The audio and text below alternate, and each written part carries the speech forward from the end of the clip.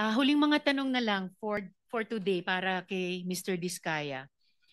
So, sir, kanina pinag-uusapan natin yung mga, batay po sa inyong affidavit, ano po, yung mga binabayaran yung mga opisyal, cash, wini-withdraw nyo yung malaking cash na yan sa mga bangko.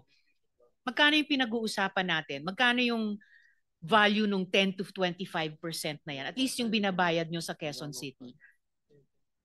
Your Honor, I invoke my right against self-incrimination po kasi wala pa po akong witness protection po. And then sabi nyo kanina, nilalagay nyo yung perang yon na ibinabayad nyo sa mga opisyal sa paper bags. Anong klaseng paper bags po yun?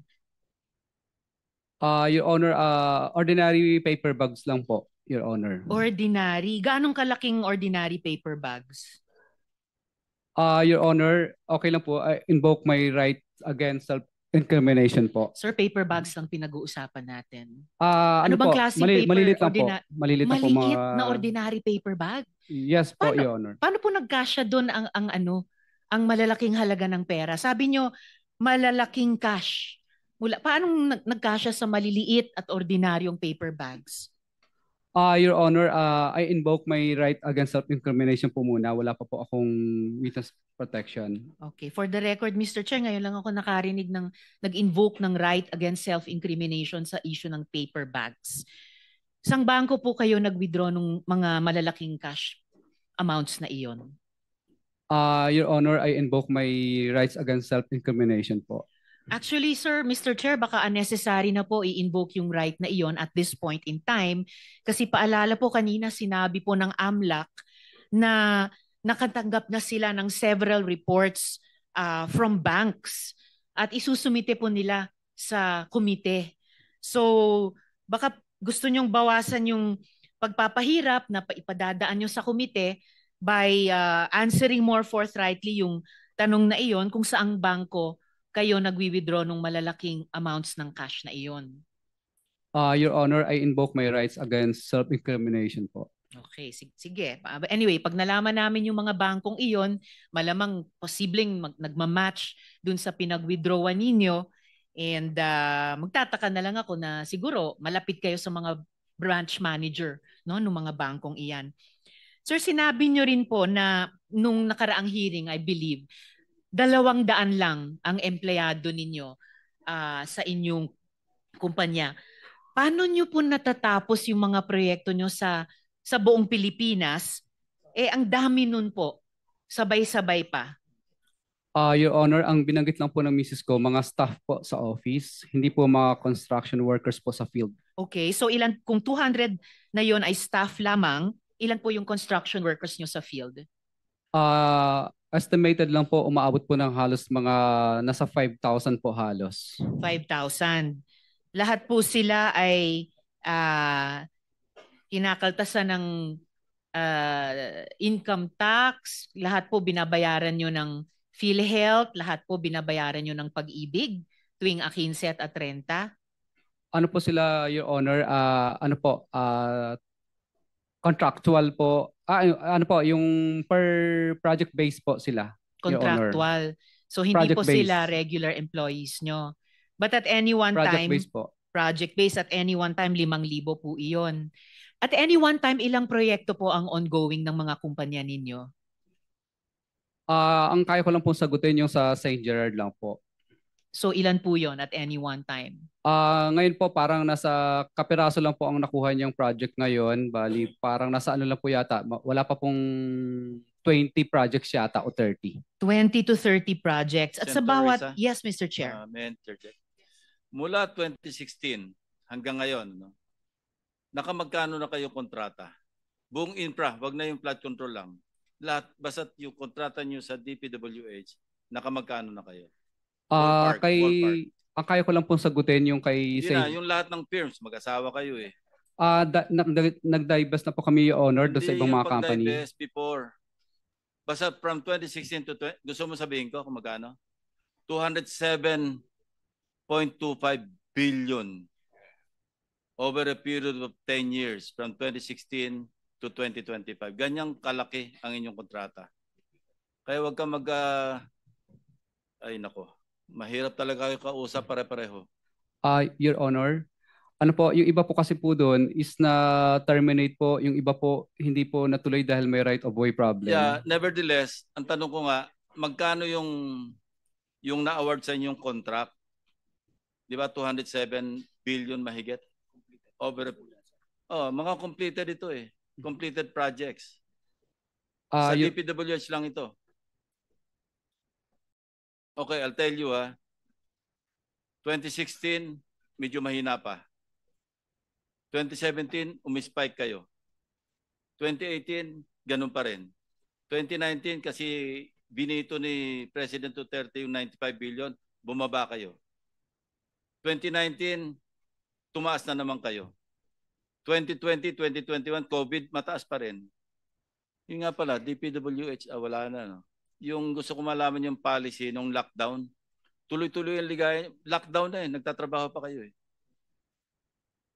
Ayan, 2 years 2020, 2021, kasagsagan ng COVID yan eh.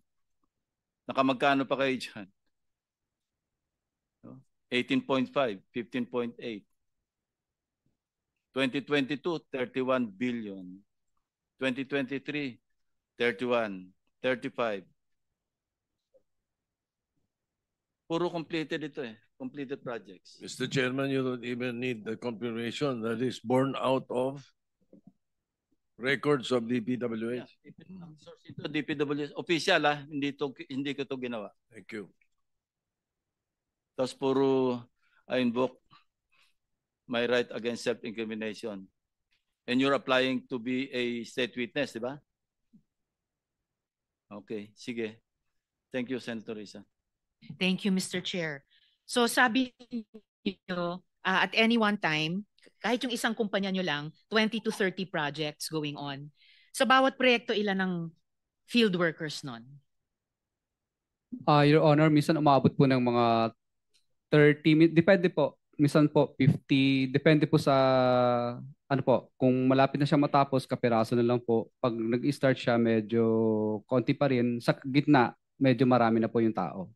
30 to 50 lamang na workers per project. Kahit kunin natin yung low end niyan, 20 projects times 30 workers each, so at any one time 600, pero kung times yung 9 companies nyo, 5,400, lampas na dun sa 5,000 na sabi nyo at any one time meron kayong mga manggagawa.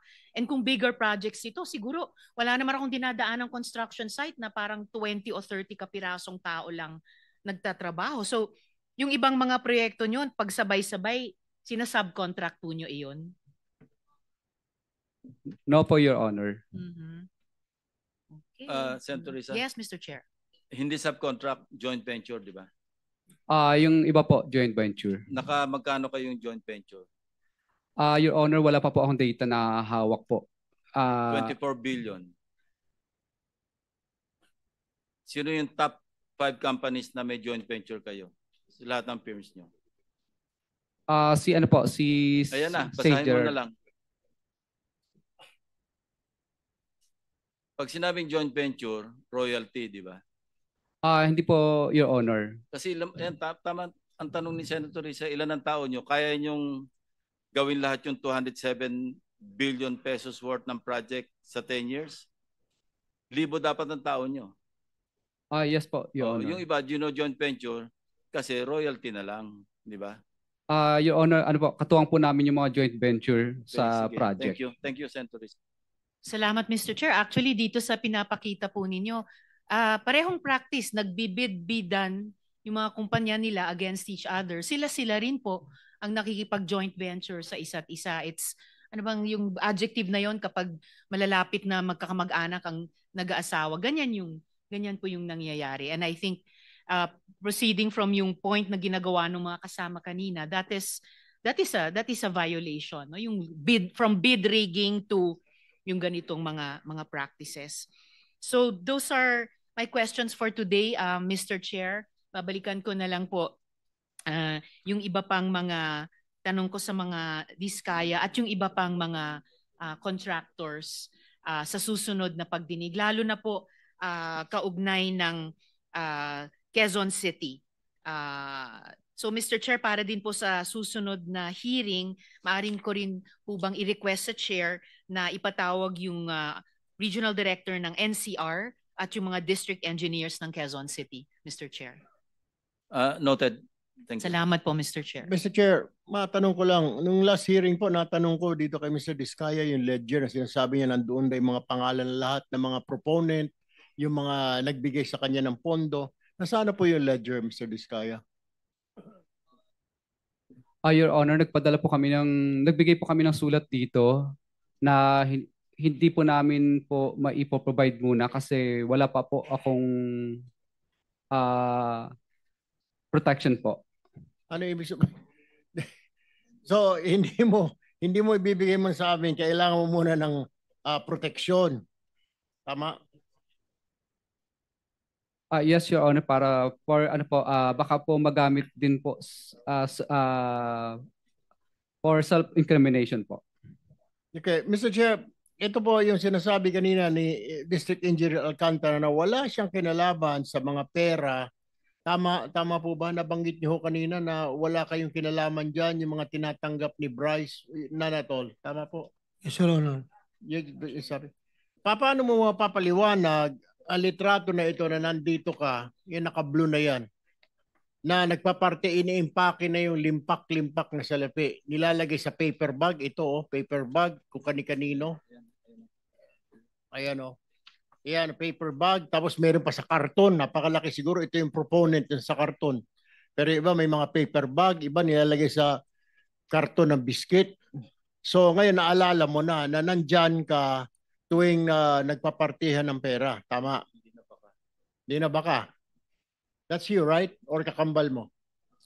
Yes, Your Honor. Ako po yun. Yun. So kanina sinasabi mo, wala kang kinalaman dyan.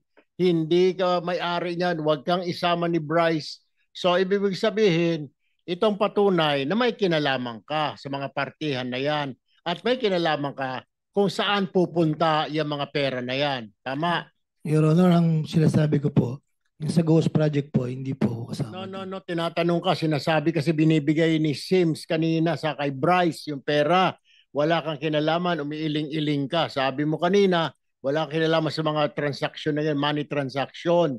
Ano nga ito, di ba? Nakunang ka ng litrato na ikaw mismo, ikaw ang nag-supervise kung paano i-impake, kanino ibibigay. Definitely, mga naka-karton na yan. So, alam mo. Ayan, Yes, Your Honor. Yun lang ang gusto ko malaman. But anyway, ano pang gagawin natin? Na-contempt ka na, may ilalaga ka sa kulungan mamaya, may kasama ka naman. So, ni Mr. Diskaya, magkwentuhan na lang kayo mamaya at mag-isip-isip. Mr. Chair. Mr. Chair, quick. Yes, Senator Risa. Salamat, Mr. Chair. Just one last manifestation po. Batay din sa manifestation ng Chair kanina. Kung tulad ng ipinakita ng Chair, 207 billion pesos plus ang kinita ng mga Diskaya. The expectation po na billion din dapat ang tax na binayaran nila dapat. So at kung hindi, ibig sabihin, nagdako na nga sila ng tax ng taong bayan, hindi pa sila nagbayad ng tax sa ninakaw. Siguro kahit doon, dapat may honor among thieves, di ba? Dapat tutukan niya ng BIR and paalala po sa atin yung sinabi ng chair nung nakaraang hearing, kung nga sa kwento ni Al Capone, hindi siya nagawang accountable sa lahat ng mga krimen niya, racketeering, etc. Pero napin down siya sa tax evasion. Salamat, Mr. Chair. Mr. Chairman. Thank you for watching. Don't forget to like, share and subscribe for the latest hot news of the press.